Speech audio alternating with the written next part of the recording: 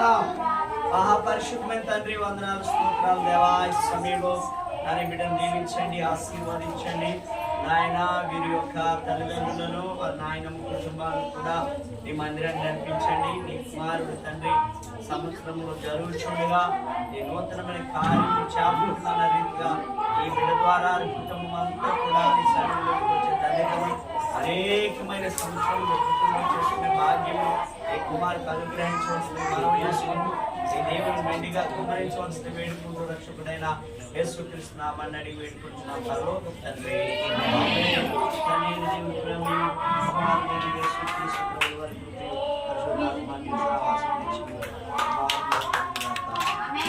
అందరూ తప్పులు కొట్టండి.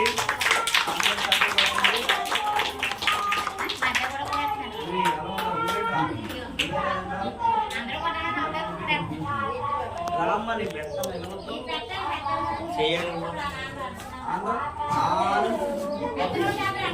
అమ్మ ఎలా ఎలా తీసుకున్నారు